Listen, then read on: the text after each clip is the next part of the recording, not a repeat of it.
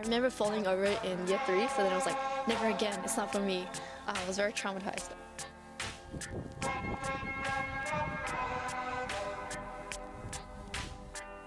Hello, I'm Erika, and today what I'm going to talk about is the sports I played growing up in Australia.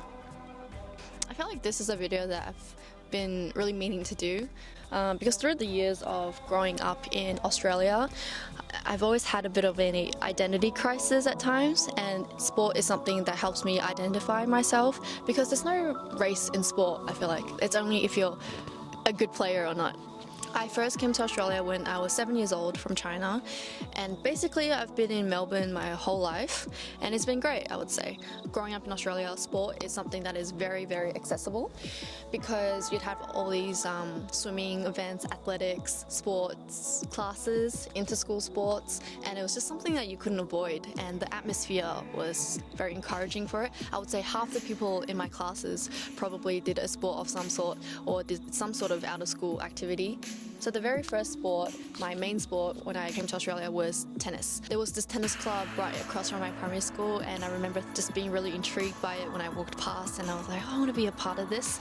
And then so I did. It wasn't that memorable when I first started, but I played tennis for 9 years, all the way up to my final year of high school when I was in year 12, and I played it every week, but then it ended for me because I just lost passion for it, and it just wasn't going anywhere. I wasn't getting excited by it anymore. But I still had all these other sports that I played during my high school years. So the ones I can remember is I did javelin, discus, shot put. Those were my athletics events.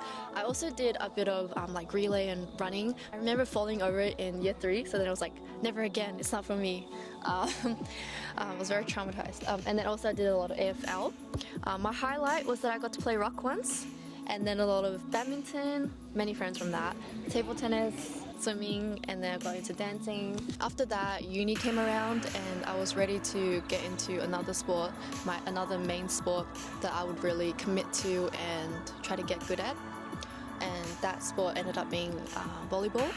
A lot of people, maybe from my channel, would know that I play a lot of volleyball. And at the beginning, I was actually between taekwondo and volleyball, but that's a whole nother video. But now I've played for 3 years, and it's been incredible. I've made so many friendships from playing sports, lifelong friendships, lifelong connections, very, very special relationships people that I would never have been able to meet maybe if I didn't play sports. So I'd always be forever grateful. And if you're watching this, thank you, and I hope you will be in my life for a very long time.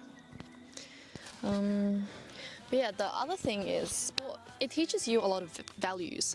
It teaches you how to get through challenges, and it's one of those rare things that if you do actually put effort into training and doing repetitions, you'll get something out of it.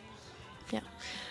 For me, it's not only beneficial to my physical health, but it's also to my mental health, especially now that I'm working full-time. It's something that I look forward to, and yeah, at the end of the day, it's just something that I enjoy doing. It brings me happiness. This is no way as comprehensive as I want it to be, but it's definitely overdue, this video, so I just want to get it done. And thank you for watching, and now you know a bit more about me and a bit more about my sporting history.